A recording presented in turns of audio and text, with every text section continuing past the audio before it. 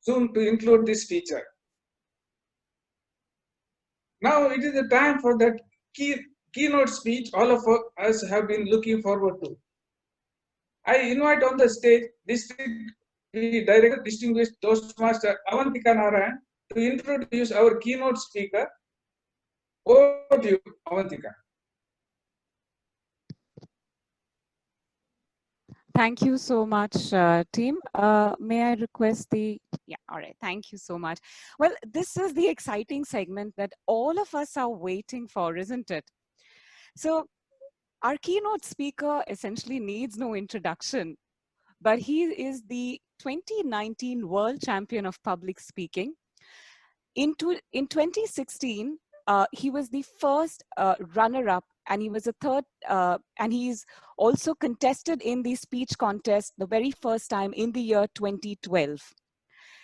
His motto, when I read through his Facebook, is just because you say more doesn't mean people will remember what you say.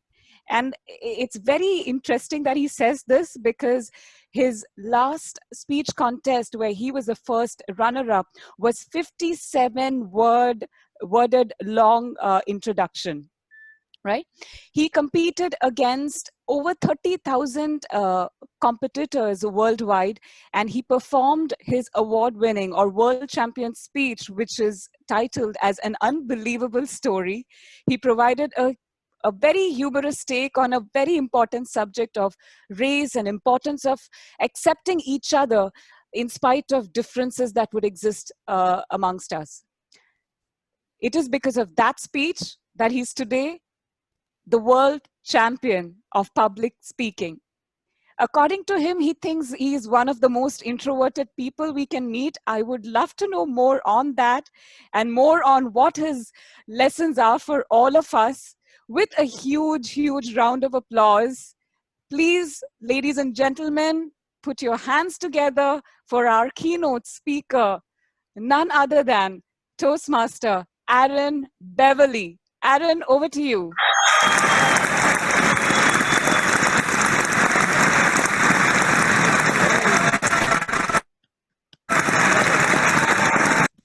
I have to admit, I like that audio effect with the applause. That's really cool. I like that. That's the first time I've seen that.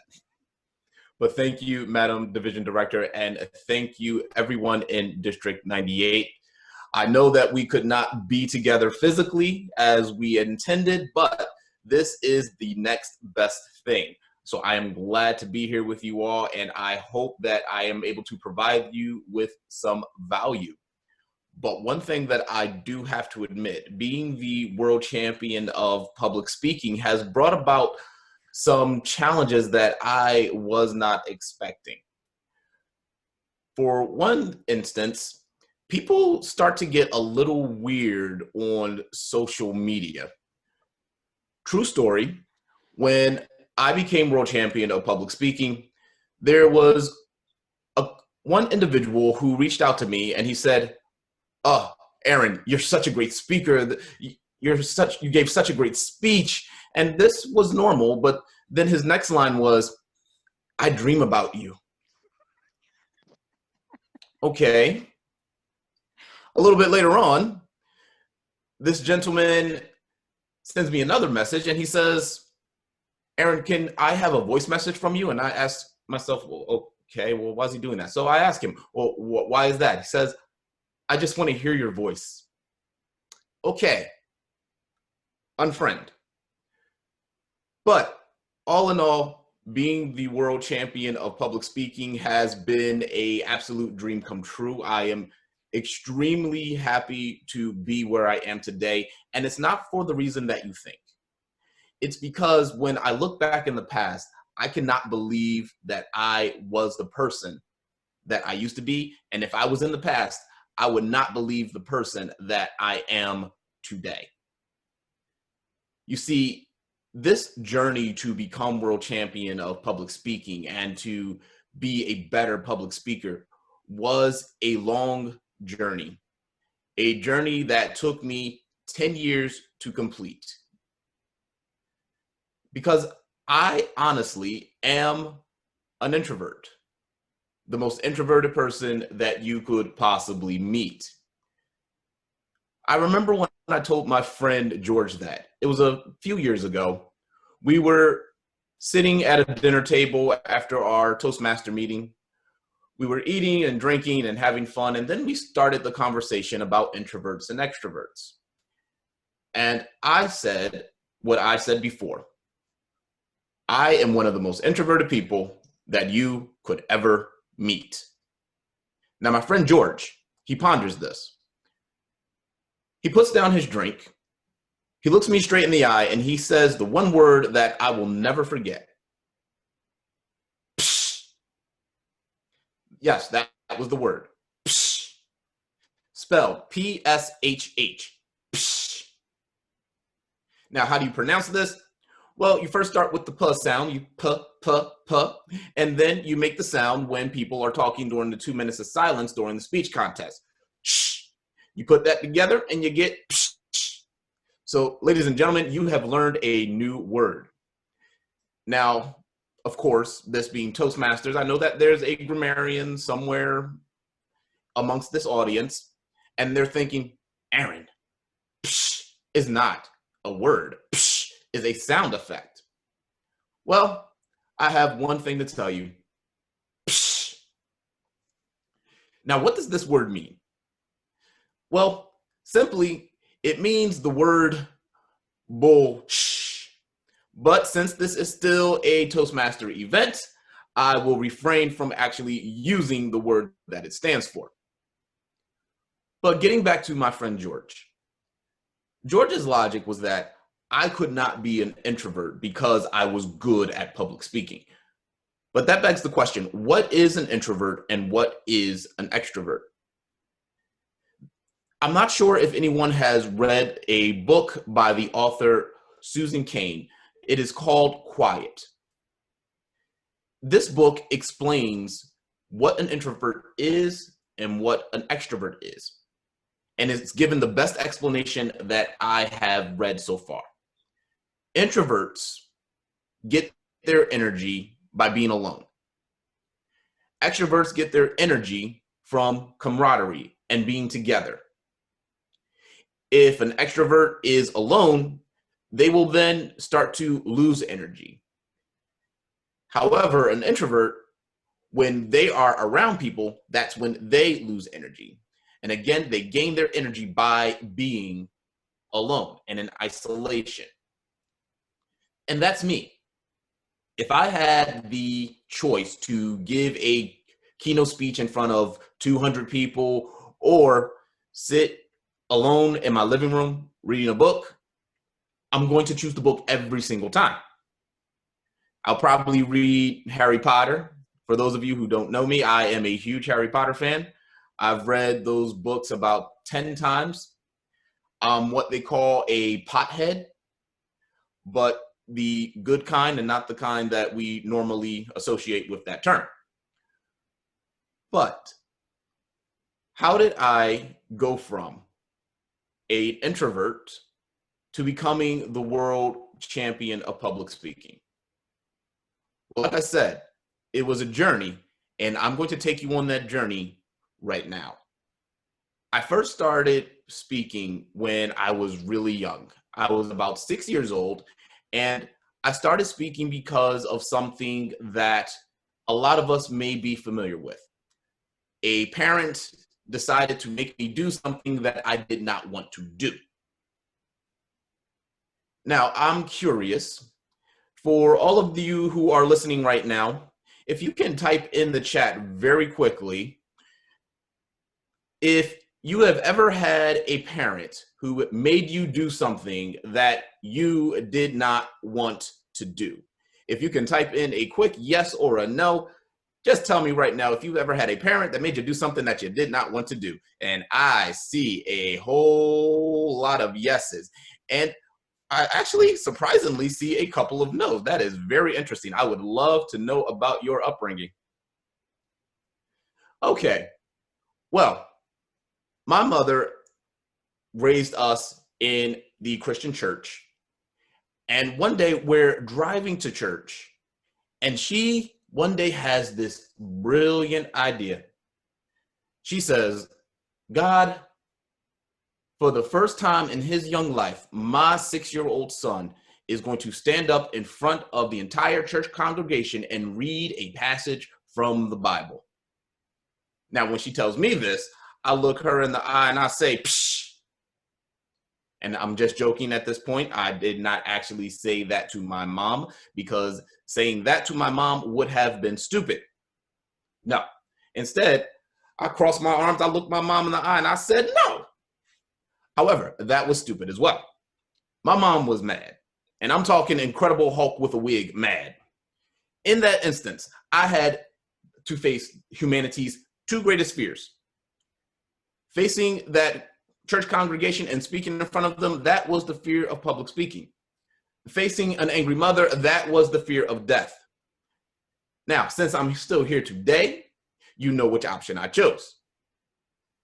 I get up in front of that audience, I read a passage from the Bible. Meanwhile, my body is shaking and I don't know why. My heart is beating and I hated the experience. I remember thinking when I sat down, I hate public speaking.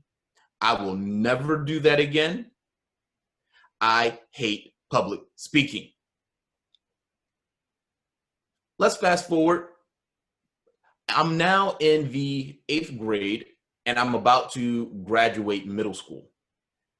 Now, graduation would mean that the valedictorian had to give a speech. I thought to myself, well, that's a good idea because I'm not the valedictorian. In fact, I wasn't the second best in my class. I wasn't the third best in my class. I was 4th. I have never been happier not being in first place. That is until my teacher, Mr. Zane, he had this brilliant idea. He said, for the first time in the history of this school, we are going to have graduation speeches from the top 4 students. Meanwhile, I'm sitting in the back of that class thinking to myself, psh. Graduation day comes, I get up on stage, and again, my body is shaking uncontrollably, my heart is racing, and I remember thinking to myself, I hate public speaking, I will never do this again, I hate public speaking. Fast forward 4 years later, I'm now about to graduate high school. And let's just say that I wasn't even in the top 20 in my class at this point. I was not a very good high school student, but the silver lining was that I didn't have to give any speeches. That is, until my principal, Mrs. Pelzer, had a brilliant idea. And she said, for the first time in the history of this school, we are going to teach all seniors public speaking. And all of the other teachers went, yay! Me, I'm thinking, psh. Senior year completes, I graduate, and I say again, I hate public speaking. I will never do this again. I hate public speaking. First year in college, guess what class I have to take? Public speaking. Have you ever had a person who really liked you, but you didn't like them, but they couldn't take the hint? To me, that was public speaking. I didn't want anything to do with public speaking. I didn't like public speaking, and I wanted it to just go away forever. But one would need to ask, why was I still afraid of it? After all these years, I'm getting so much experience with public speaking. The issue is that I didn't know what I was afraid of. And this is a major key for a lot of people, including a lot of us Toastmasters. We say that we fear public speaking, but we don't know why. Now, another quick activity for you. I want to ask you, why is it that you believe either you or other people fear or have feared public speaking? What's the reason? So I'll give you a moment to type in your answers.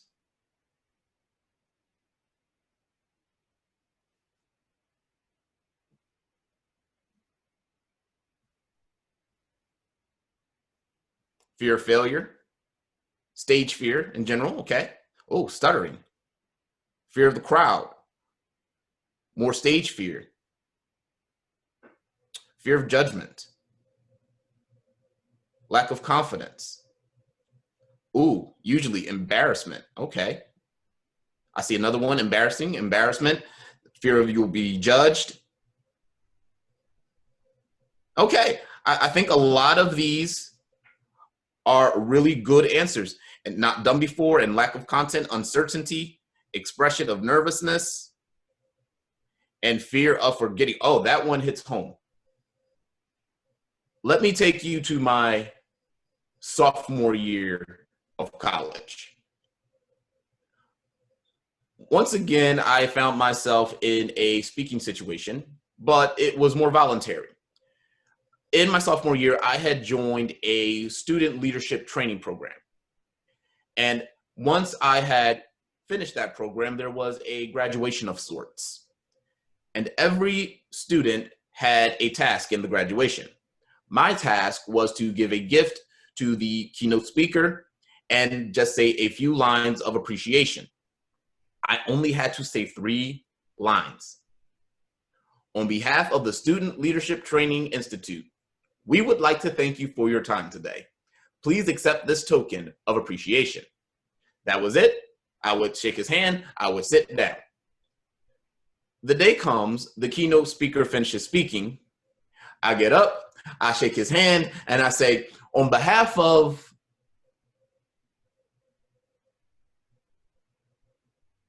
I completely go blank.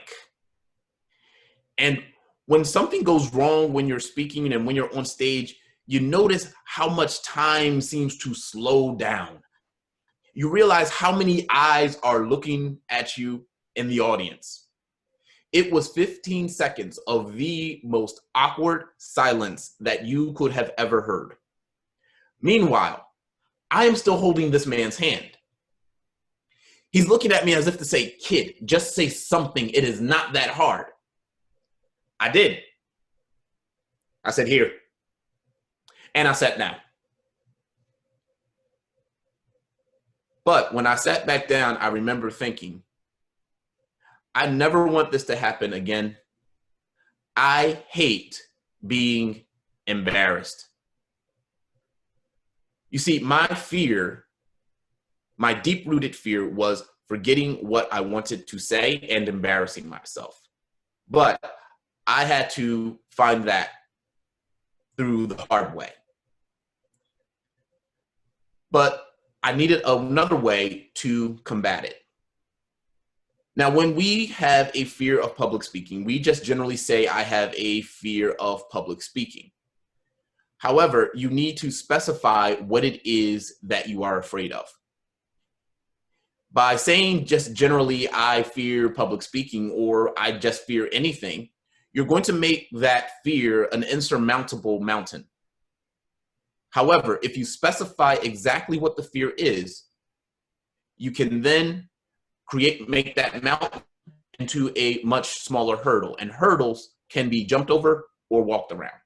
But it's up to you to find out what that specific fear or anxiety is. I will go on record to say that I do not believe that there is a such thing as a fear of public speaking.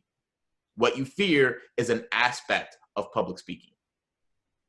So as you go back to your clubs, even if you are a leader and you have members who are afraid of public speaking, get them to specify exactly what it is they are fearing, specifically what it is they have anxiety about.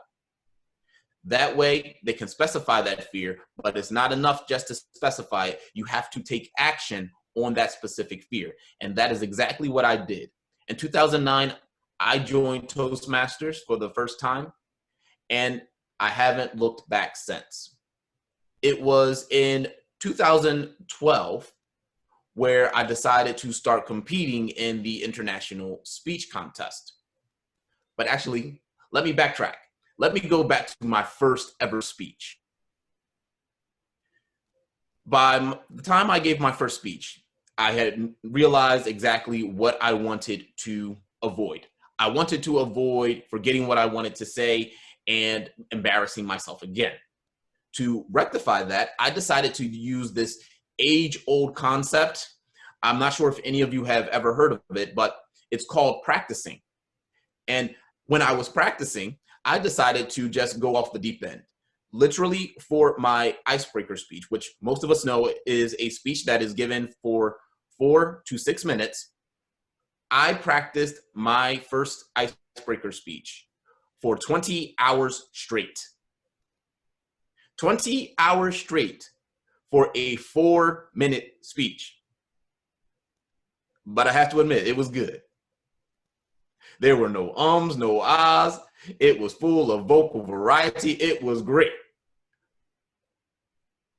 I had thought I conquered my fear, and I sat down, and then a gentleman who was the Toastmaster of the day, he got up, and in 2009, he said, there is a future world champion of public speaking. And that was the first time that I ever heard of the World Championship of Public Speaking and the International Speech Contest. It took me until 2012 to finally enter the contest. And when I did, I honestly had a bit of an ego. When I gave my icebreaker speech and people said that I was good, I said, okay, I must be good. And so I kept repeating my speeches, and then people kept telling me that I was good. So I thought I was the best speaker in the world. And I thought that I was going to be a shoo-in to win the World Championship of Public Speaking in my first year. Now, when I competed, I wrote a speech, a very novel speech about following your dreams. I'm pretty sure that it's never been talked about before, but I thought that this was the best speech ever. I dominated my club, likely because I was the only one who participated, but then I was going on to area. And when I was in area, I thought again, I'm going to win. I'm going on to the next round. So you can imagine my surprise when I was called second. And because of the structure of my district, if you're second place, you don't advance. So I was naturally upset. But then there was a gentleman who came up to me, and after the contest, he said, do you want to know why you lost? Keep in mind, as a speech competitor, the last thing that you ever want to hear from someone right after you have lost is, do you want to know why you lost? But I maintained my composure, and I said to him, sure. He said, you just preached to us. You gave us a whole bunch of rhetoric, but you didn't give us anything of substance. It was all sizzle and no substance. You need help, he said. And honestly, I knew I needed help even before, but I didn't ask for it. And again, it was because of that ego. What I had to do, I had to find someone who could help me. And that person was a person who I honestly came into the door of Toastmasters knowing. I originally joined Toastmasters because of an officer by the name of Dilip Abesekara. Dilip Abesekara was the 2005-2006 president of Toastmasters International, and he just so happened to be a professor at my school. However, even though I came into the door with a great potential mentor, I didn't take advantage of it. Now, when it comes to mentors, I want to share with you the 5 qualities or the 5 characteristics of a quality mentor. Now, a great mentor for you, a quality mentor for you, will meet these 5 criteria. And the first one is that they have been where you want to go. Dilip was a person who had not only been the president of Toastmasters International, but he was also a former speech competitor. He was a 2nd place winner in the 1992 World Championship of Public Speaking. That meant that he knew what it was like to compete in that contest. That meant that he knew what it was like to get to a high level in that contest. Now, the second criteria of a quality mentor is that they fit your speaking style. Dilip is a storyteller. He gets up, he tells his story, he makes his point, he sits down. He's not a highly energetic speaker. He's not going to rile you up with a rah, rah, rah message. That's not his way. And that wasn't my way. So you want to make sure that you find a mentor who fits your speaking style. 3, the quality mentor will give you unbiased feedback. I remember later when Dilip finally accepted being my mentor, I remember giving him a speech in 2013, and I thought again that this was the greatest speech ever. And he literally told me that it has potential. It can probably win club, maybe area, but this won't make it past division. That was the unbiased, blunt feedback that I needed as a student of public speaking. Number 4, they will never, ever tell you that their way is the only way. If you ever have a mentor or a coach who decides to tell you that you have to follow my way because my way is the only way, I want you to share with them a new word. Psh, and then run away from them as fast as you possibly can. And number 5 is really interesting because the mentor can't necessarily teach it to you. You have to learn it for yourself, but they will allow you the opportunity to learn that. And that is, they will give you the room to be yourself. So those are the 5 characteristics or the 5 traits or the 5 qualities or I can't remember what I said, the 5 criteria of a quality mentor. Now, getting back to Dilip, when I asked him to be my speech mentor, I figured out that he fit all of those criteria. And then I decided to suck up my ego and ask him for help. And with his help, I started to fast track my growth and I started to become a student of public speaking. He taught me the fundamentals of public speaking. From 2012 to 2013, under his direct tutelage, I went from not being able to get out of the area level contest to getting to the semifinals in 2013 for the first time. Now, that then started a new journey of growth through the contest. I was now equipped with the fundamentals.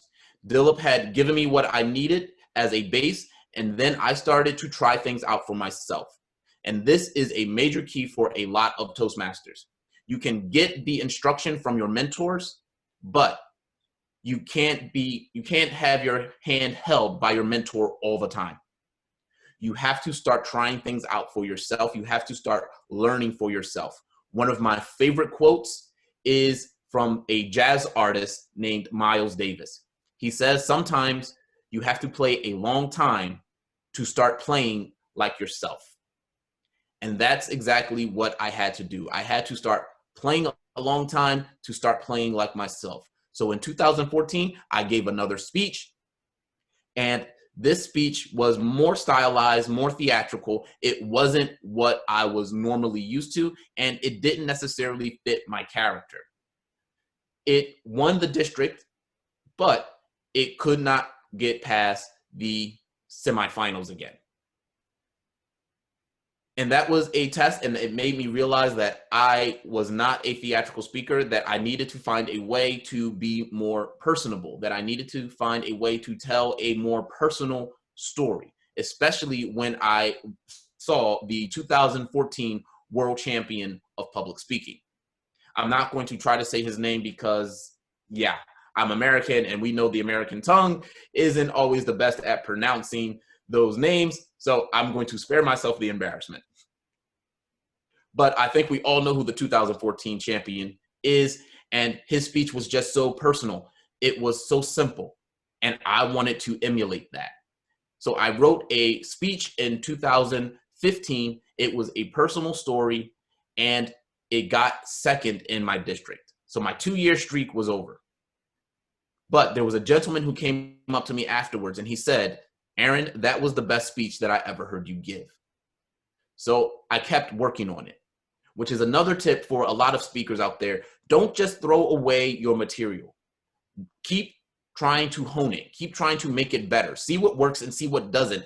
And then take out what doesn't and add more of what does work. And then try again later. Luckily for me, I am in the proximity of 2 districts. So I took my speech in 2015 from District 38 to District 18. I reworked the speech, and that speech that before couldn't get out of the district landed me a spot in the 2016 World Championship of Public Speaking. But I came in second again.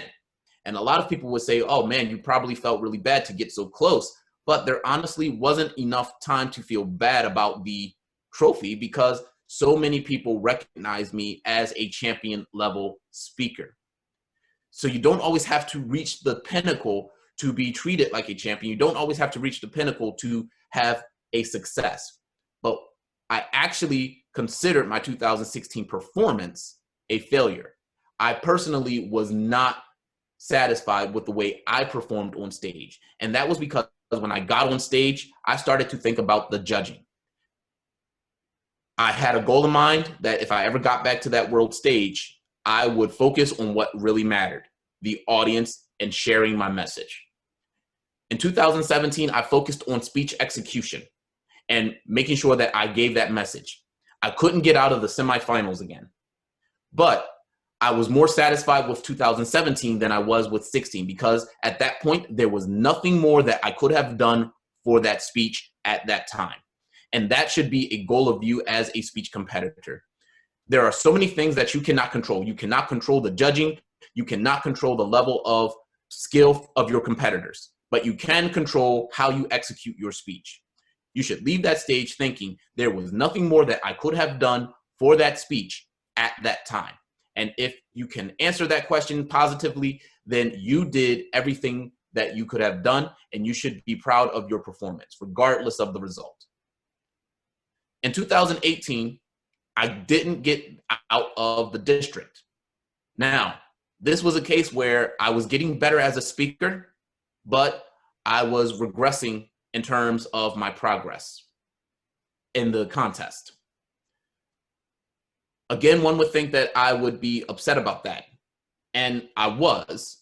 And that is what spurred me to change my mindset. For all of those years, I had one overarching goal: to be the world champion of public speaking. I wanted to become the world champion of public speaking. But in 2018, I realized that that is not necessarily a goal.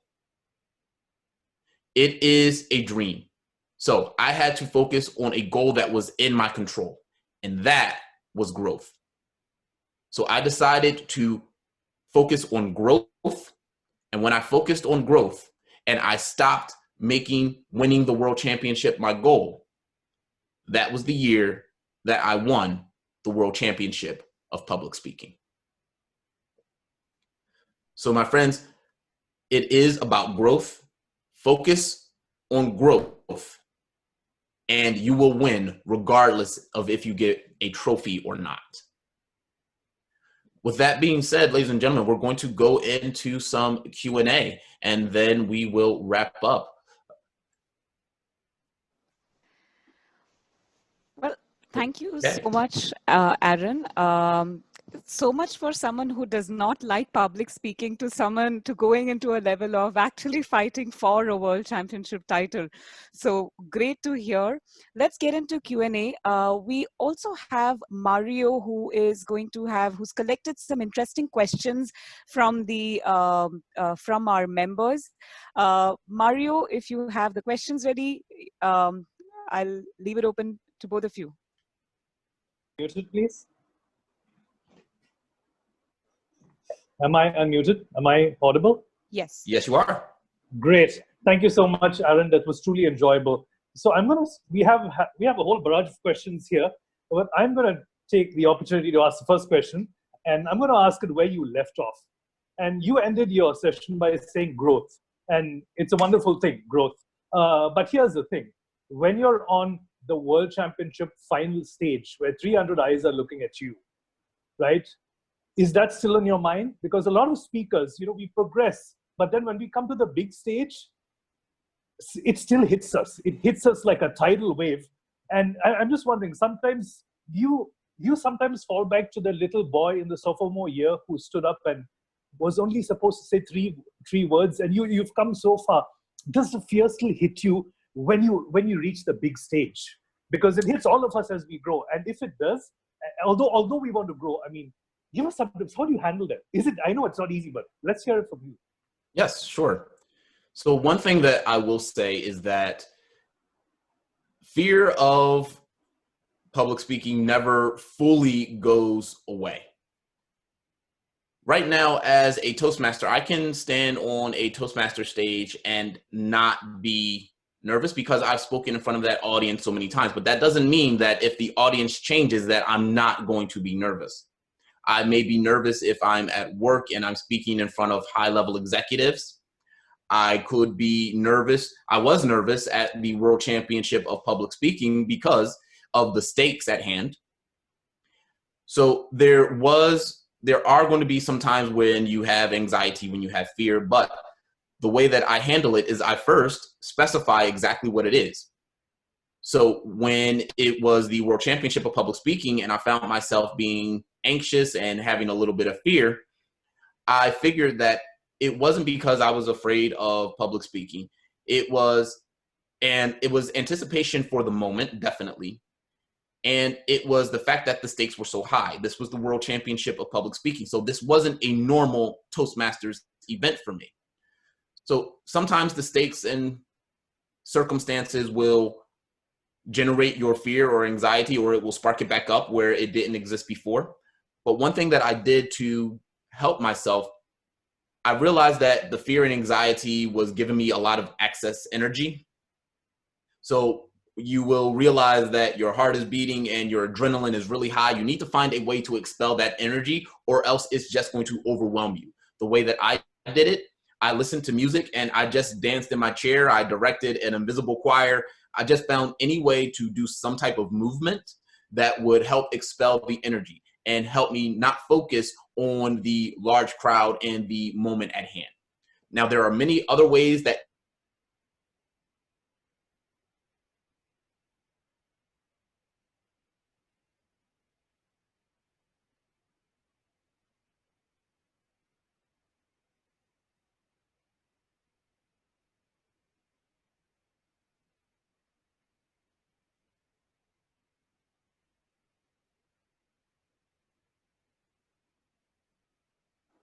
Thank you, Aaron. Audible?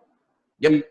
All right, thank you. I've actually seen someone, do the push-ups before they get on stage. Found it quite amusing. Okay, next question here, more relevant to our times. So, we are a platform where people overcome public speaking. Everybody knows that. But this whole notion of public in the speaking is now changed. You've gone from delivering an audience full of, velvety chairs, dark audience, bright stroboscopic lights on your stage, to a channel like this, Zoom, where there could be double the amount of people, but half of them don't even have their video on. So the ground beneath our feet is clearly changed. My question for you is, are we still relevant today? I know we are. It's still a skill. But do we change? Do we evolve? How do we evolve? In your opinion, where do we go from here? Yes, we absolutely are still relevant. And the way we need to think about it is that you are now involved in different aspects of public speaking. Public speaking is evolving just like public speaking has evolved before. Back when it was first considered a major thing, public speaking was more so about giving your view on the world. So it was more about politics, it was more about philosophy and getting up on a stage and sharing your views about politics and philosophy. Everything else wasn't considered public speaking. Over time, public speaking evolved. It created various forms. Even in modern times, public speaking evolved because we started using the telephone. So I view public speaking as you have a message, and you have an audience. If both of those boxes are checked, you are performing public speaking.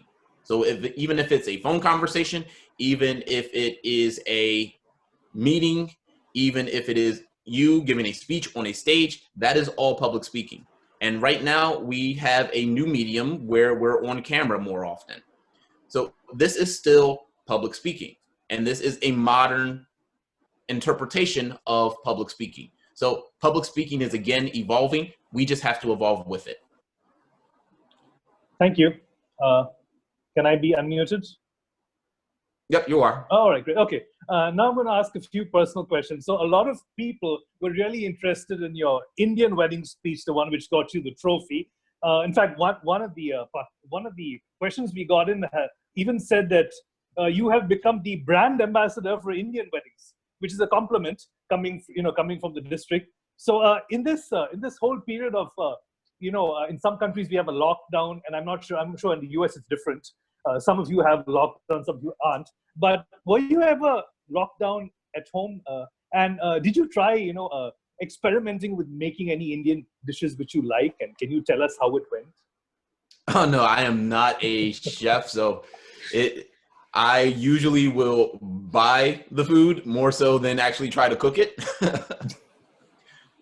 So I haven't tried any new recipes as of yet. I've just stuck to the things that I know very well, and that mainly includes pasta. Okay. All right. One more question. What's the last book you read which has made a deep, profound impact on you?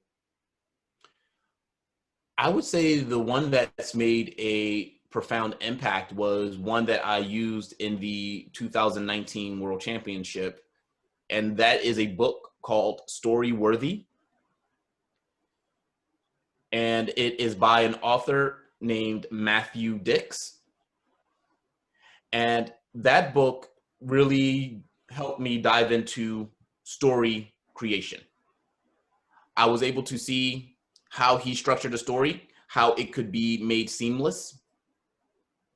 And that was a really big tool for me to help craft my story and make it into a World Championship speech. Oh, thank you. All right. Last question. Am I audible? Okay, this is the last question. Who would you, if you had a superhero, I mean, who would your superhero be? And I'm asking this question because the division director, compared herself to Thanos and her entire team to the what did we call it? Gemmed Infinity Stones. So of course your superhero doesn't need to be an Avenger, but if you had a superhero, who would he or she be? I would say I would go with my favorite superhero of all time, and that is Batman, because he doesn't have any superpowers. He just uses the skills and the abilities that he has. And I think as a speaker, that's exactly what I need to do. I need to utilize the skills and the abilities that I currently have. I can't rely on super strength. I don't have it. I can't rely on invisibility or flight or super speed because I don't have it. But I can work with what I have and still be considered one of the best. So that would be my choice of superhero. And I actually think that's a great way to end it, is that you have your own abilities. There's no such thing as the way. There is only a way, and it's up to you to find your way. So utilize your own unique skills, utilize your own unique abilities, and even if you don't become the next world champion of public speaking, I guarantee that if you follow your path truly, you can win, even if you don't get a trophy to prove it. Now, I will say that I do see a bunch of questions on the chat here. So for anyone who hasn't had their answers or questions answered, you can reach out to me on social media. You can follow me on Instagram, Aaron W. Beverly. You can also look at my YouTube channels. I actually have a video series about my journey through the contest, so maybe that can answer some of your questions as well. Also, I can answer your questions in those YouTube comments. There's actually a video that released as soon as we started this speech. So that's something to look forward to once we have ended this conference. All right. On that note, it's been great hosting you, Aaron. Thank you so much for this session. I'm going to hand it over back to Avantika. Aaron, thank you so much. Thank you so much for gracing our joint division contest. It's been a pleasure to have you here. We were really looking forward to seeing you personally in person at the district conference, but we are only happy to look at the positive side of things, but we are able to connect with you through. Okay, it's a Zoom meeting, but we're still able to connect. I've had quite a few learnings, which is learning to accept you're finding your fear, anxiety, and your journey that you've shared from the time you started 10 years ago to where you are today, and the contrast between how you never wanted to, how you hated public speaking, to where you have landed yourself. So I've learned that it is important to chase what you really want. Even if you think you hate it, you may not really hate it. So thank you so much for joining us and gracing us. And it's such an honor to have you here. And we are really excited and hope to see you again in person very soon once the lockdown is over. I hope you and your family continue to remain safe and stay happy and keep inspiring all of us, Aaron. Thank you very much. Thank you. Thank you.